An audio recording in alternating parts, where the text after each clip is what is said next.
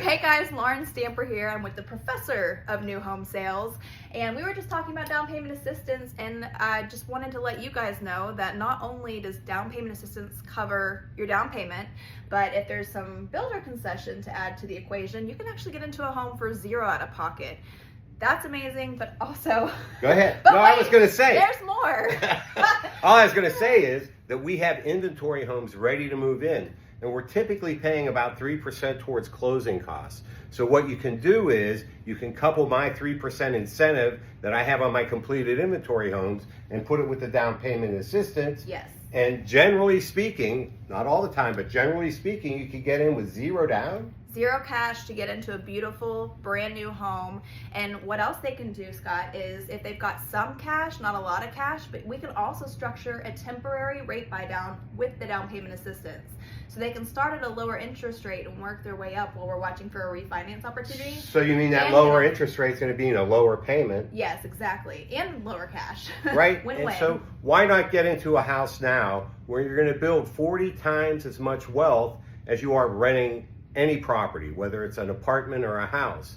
Now's the time to make a move. We have programs. There's no excuse. If you don't have any money, but you have income. We can put you in a house. All right. Very Yes. good. So you talk a lot about refinancing, right? And so it's like, to you, it's just like, oh, we're just going to refinance.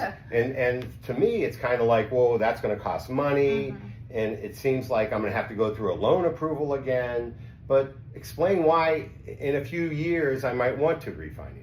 Great question. So if you think about your mortgage as a tool, it helped you get into the home. It's something that's very malleable. We can change the terms at any point. I've got folks that are, they get into their mortgage and they start preparing for retirement, and they may want to shorten their loan term to a lower interest rate, quicker repay period. Okay. Like a 15-year, 10-year? Yeah, go from a 30-year to a 15 or a 10-year, depending on their goals. And I've got some people that just need some cash flow relief. There's so many debt payments each month, and so they want to lower the total carry cost. So take the equity out of their house. Yes, right. Or just lower their mortgage payment. There's so many different ways to approach it. So refinancing is a great tool or resource that they can use to reset their loan terms. They can consolidate debt. It's a great way to... So is there a general rule of thumb, if the interest rate drops 1%, that generally that's whenever it might be time to look at refinancing? If their sole purpose is just to lower their mortgage payment in a silo by itself, yes, I like that general rule of thumb. It's not a perfect formula. There are instances There's where... nothing perfect in mortgage. Yeah, no, it's the more art. I talk to you, I know. There's art. nothing perfect in mortgage. An art, not a science. But yes. If the purpose is debt consolidation, we use a cash out refinance to pay off other debts, especially credit cards that are very hard to get out from under unless you do lump sum payments to pay off the debt load. Right. Then you don't have to be at 1% below. Sometimes it makes sense to refi at the same interest rate, and you're improving your monthly cash flow by hundreds, sometimes even over $1,000 a month. So it is very tailored to each individual household. Yes, okay.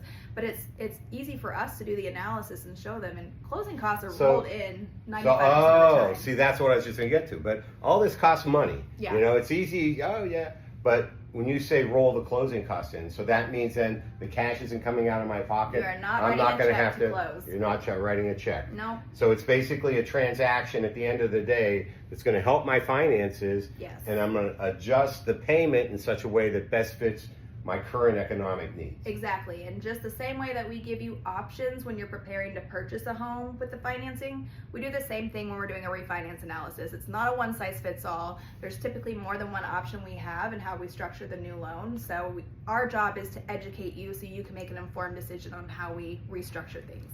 So that's a little bit about refinancing, because they talk about it a lot, and there's a lot of details inside of it, but I just wanted to kind of clarify it. How can you use the incentive dollars that I offer, okay? I have homes that are complete. I'm in Midlothian, the Villages of Walnut Grove, come see me. But let's talk about financing today. Yeah, let's. If you've got 3% to contribute towards a deal, there's 3 different ways that we can use that. One, if somebody is very cash sensitive, right, we can cover all their closing costs, so they're only coming to closing with their down payment. Okay. 2, we can permanently buy down their interest rate, which traditionally just means from day one, you're you're buying down the interest rate to lower your payment for all 360 payments if you were to keep your mortgage the full time. So like from 6% to 5% might be a possibility, depending on the market, the time, and the day. But Exactly. That's expensive to do. You're sinking a ton of cost into the permanent interest rate. And if we refinance in a year or two, then you really didn't get your benefit for it. right. The third option is to structure a temporary rate buy down. Okay. Temporary 2-1 buy down is very popular right now. Okay. And what that means is whatever interest rate you lock in, your first year interest rate is 2% below that. Then your second year payments are based on 1% below. And then once you get to year 3 onward, you're at your locked rate. So in your example, if you lock in a 6% interest rate on a temporary rate buy down structure, then your first year payments are based on 4% interest. Okay. And then 5%. And then we get to 6% in year 3 onward. So it's not an adjustable rate mortgage, but it does give you access to well below current market pricing for your first couple of years in the home while we're watching diligently for a refi opportunity. And so when somebody comes in, how do you help determine that? Which is the best for them? Great question. I actually take the time to present all the different ways that we can spend the seller credit, and then they can make an informed decision about what best meets their budget and their goals. So if you want somebody to help you, not just find a loan for you, but get the best loan for you, come visit Lauren Stamper at Highlands at Residential. Highlands Mortgage.